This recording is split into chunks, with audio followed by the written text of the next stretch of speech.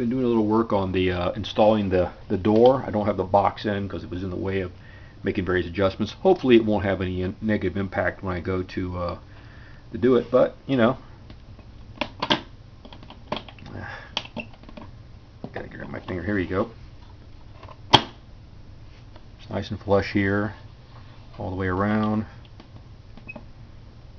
Doesn't get hung up on opening and closing. It actually opens and closes easier when it's installed in the position it will be in, which is here, because then you're not fighting gravity as much. Okay. If you guys have done any carpentry work, you know about the difficulty of getting a door in a door frame lined up, and it's not. You know, there's certain challenges here too. You just have to take your time, make sure you get. You use the adjustments down here. There's slots on the bottom of these screws that can move up and down a little bit side to side, but not much. More up and down, which means you can rack it this way or that way. You just have to kind of work with it. Keep the dash installed loosely on the metal frame. Just get all the screws started, but don't tighten anything down. And then I would say, since this is the only part that's kind of moving thing that you really have to deal with, get the door working first. Make sure the door opens and closes. Secure all this stuff, and then start tightening around this, and then kind of work your way. I think the guys at Vintage Dash said you should tighten from the top first, which is probably fine. That's their way of doing it. But I'm also concerned about, you know, the bolts down here on the bottom and the sides. These will tend to impact the door. So what I would say is you can go ahead and tighten up the ones on the top there, as they say, but you might want to make sure that you install the door at the same time you're going through the rest of the tightening sequence. Just keep making sure this thing opens and closes properly, and you know, you can shove it a little bit one way or another. I mean, I'm talking about, you know, millimeters at best. It's not. There's not a lot of move adjustment, you know, laterally, but it might be just enough to make the difference between opening and closing smoothly. That's, you know, you don't want to have to fight your glove box. And also the latch is important. You know, I have a little shim underneath there. I have to adjust this latch a tiny bit to see how it fits here. Yeah, I may have maybe every dash may be a little different in this regard, and maybe you won't have a problem. But I figured I'd go ahead and mention it. But it does have a nice fitment, and I think there's a question about the texture. I don't really know if I can tell here and here if it's exactly the same. I don't know.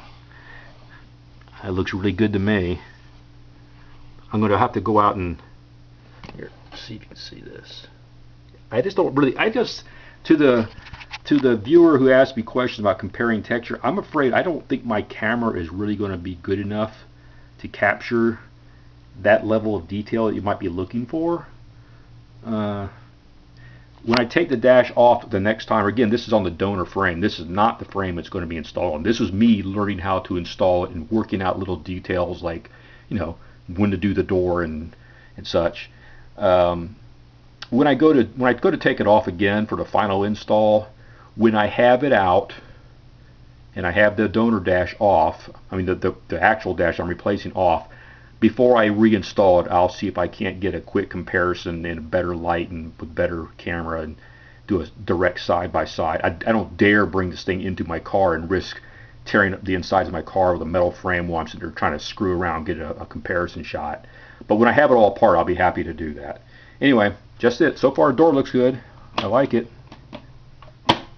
Seems to close very nice. Opens easy. You know. Oh, and I did check here. Let's see if I have my magnet. I have a little magnet thing. Where is it? Well, anyway, I did check with my magnet, and this is definitely the steel plate is behind here and does appear to be open. That's where you probably can't see it with the light. Hold on.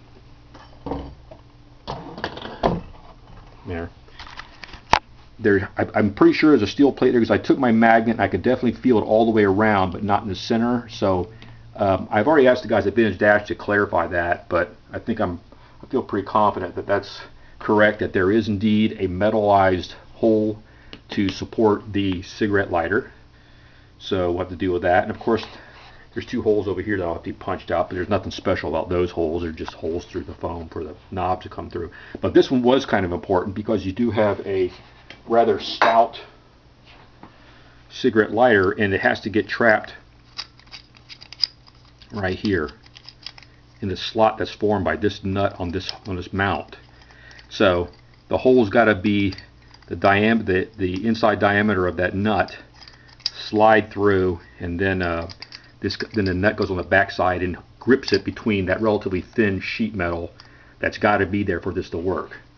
If there was no metal back there, then I would suggest you couldn't put these in. But like I said, I did my test with my magnet, which I wish I could find to show you right now. But it definitely kind of, you could feel all the way around, but nothing in the middle. So should be good to go. But like I said, I asked the Vintage Dash guys about that, and I'll wait to see what they say. But if they've already actually tested it with a cigarette lighter, just to know 100% before I start cutting into it. Because if for some reason it wasn't that way, I was just going to not put the cigarette lighter in there. But you know, you got to be able to light them up every once in a while and smoke them up, Johnny. So needed to get that figured out. Anyway, that's it for now. That's in, the door's in.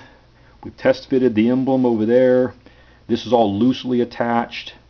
I can't go much further than this. I was thinking about getting the finisher, but the finisher should have no problem covering this. I might take the finisher off and just test fit it in here, although I think at that point I'm just kind of, I mean, so far the fitment has been excellent, so I can't imagine them having a problem with this here. And the Vintage Dash guys are very diligent about, you know, wanting to get it right, so I suspect that won't be a problem either.